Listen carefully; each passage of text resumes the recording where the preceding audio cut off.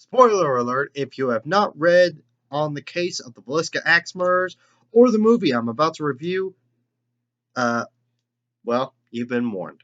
Trust me, no one's a worse neighbor than the devil. Hey everybody, in order to help me not think about how yesterday my relatives were acting like children, we're gonna review the movie The Axe Murders of Villisca. Now, I am a believer in the paranormal.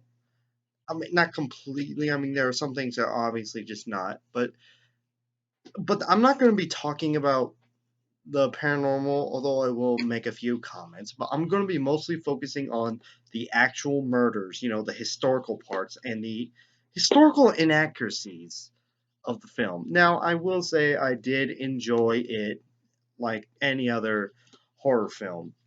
And there are certain parts where it had me like, whoa.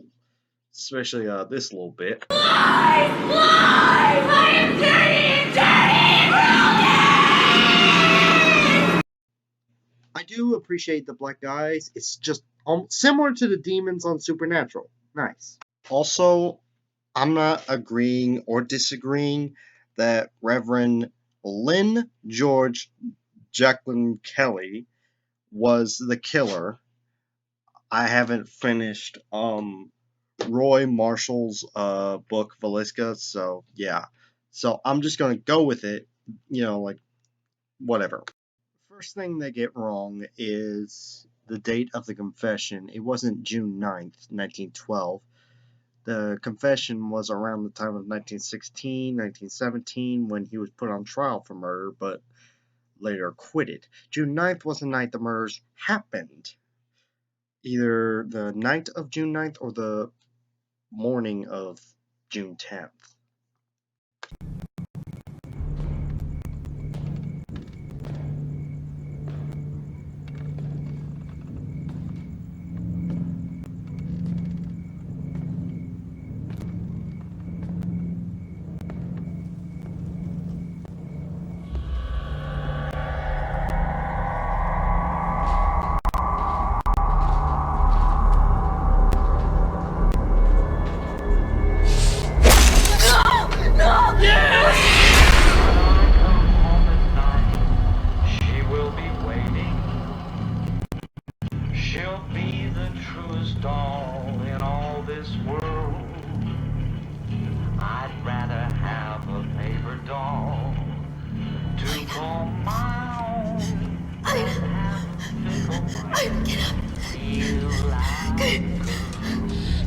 We have to go right now.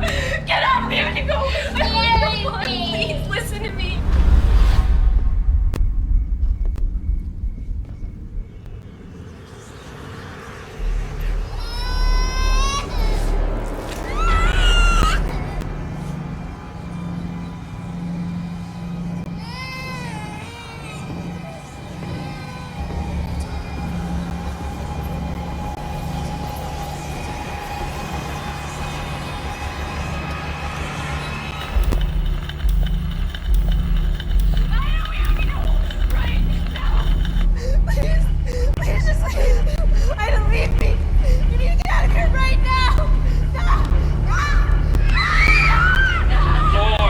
Delivered you unto me, and I will take thine head from thee. Error number 1. He's using the blunt end on Josiah Moore.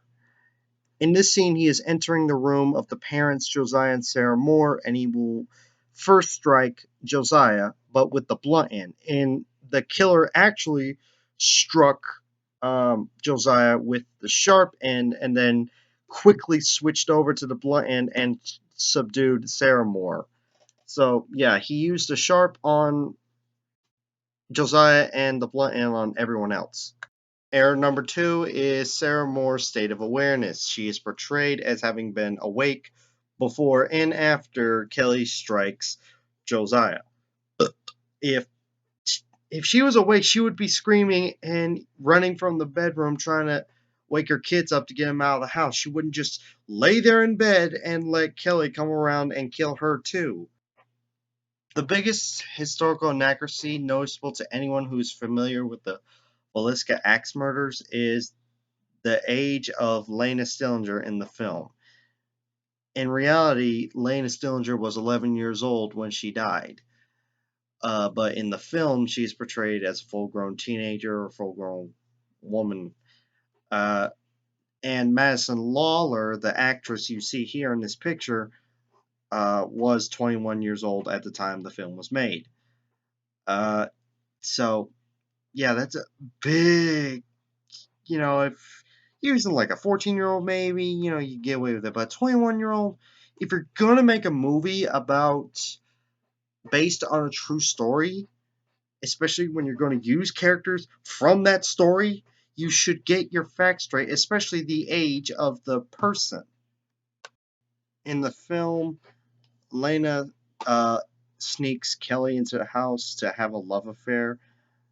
I'm thinking they changed Lena's age because I guess they would just feel creepy as hell filming a love affair between an 11-year-old and a grown man. I guess to take the edge off. I don't know. While he is walking into the more children's room, there's a baby crying.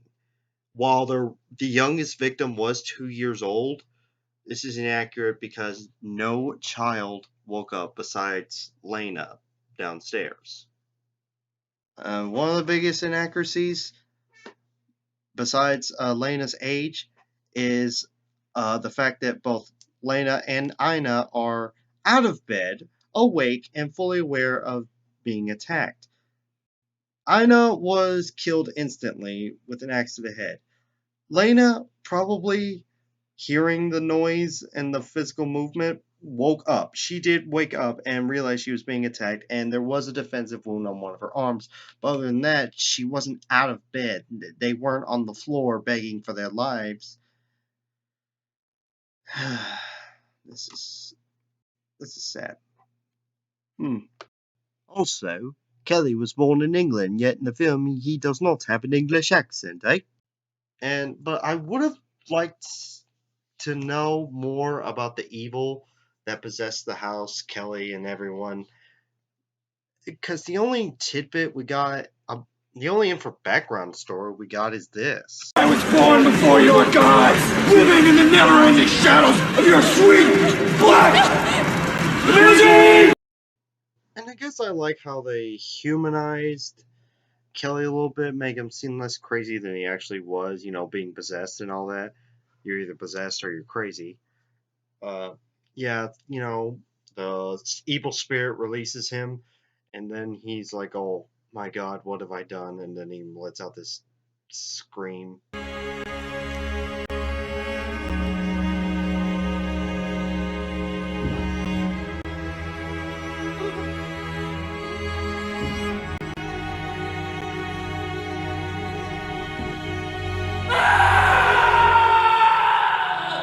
Because, well, most psychotics or psychopaths, there's a difference.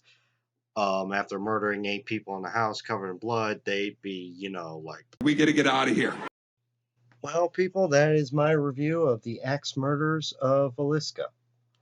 If you liked it or hated it, please leave respectful, non-vulgar comments. Yeah. What's sad is the murders it actually happened. And the killer never faced justice. Although, as someone who believes in God and, judgment, he did face justice, he faced justice in the afterlife. Now, I might review the movie as a whole, maybe in a second part, but anyway, I just reviewed the historical inaccuracies. May the force be with you.